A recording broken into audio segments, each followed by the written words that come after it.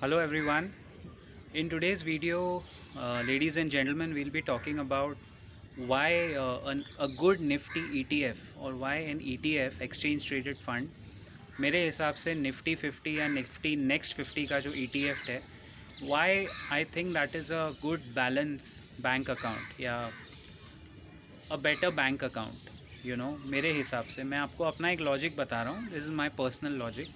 मुझे लगता है इन्वेस्टर्स की, देखिए बैंक में तो आपको रिटर्न कितना मिलेगा सेविंग्स बैंक अकाउंट में. अभी बहुत सारे लोगों के पास लमसम मनी है सेविंग्स अकाउंट में. That lump sum money is could be 5 lakh 6 lakh 3 lakh जो भी, बट उस पर रिटर्न कितना मिलेगा आपको 3%, मैक्सिमम 3.3 या 3.5%.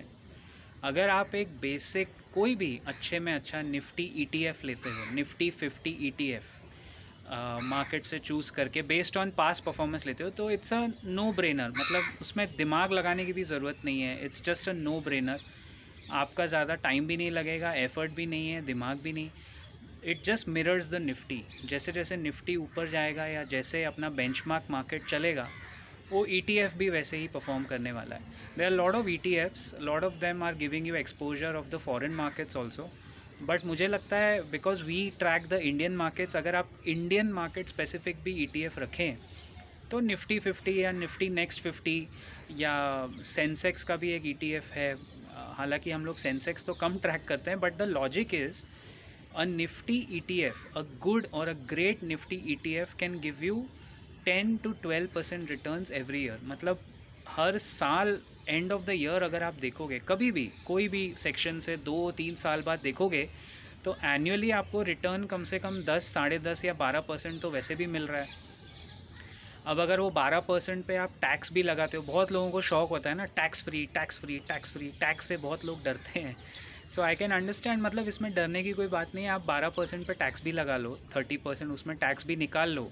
सो टैक्स फ्री निकालने के बाद भी 8.5 to 9% रिटर्न तो मिल ही रहा है.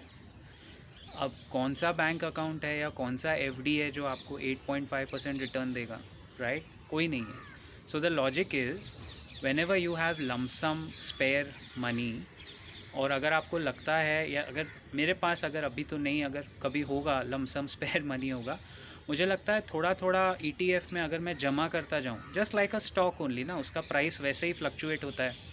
But Nifty is the benchmark. Like Nifty अगर ऊपर चढ़ेगा, ये ETF उसको फॉलो करेगा. सिंपल, नो दिमाग, कोई इसमें लॉजिक ही नहीं, कोई फंड मैनेजर देखने की ज़रूरत नहीं. हाँ, अच्छा निफ्टी ETF देखो, ट्रैक रिकॉर्ड देखिए पास 10 साल का.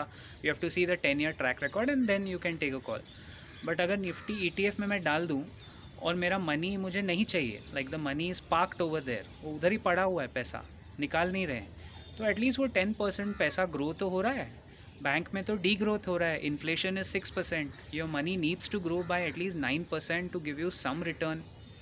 तो बैंक में तो 3-3.5% में डी ग्रोथ है. So think about it. That is what I wanted to share with you. And अगर आपको चाहिए कि कोई स्पेसिफिक ETF हम लोग रेकमेंड करें, do put in your comments. I will try and revert to your queries and comments. Take care and keep profiting.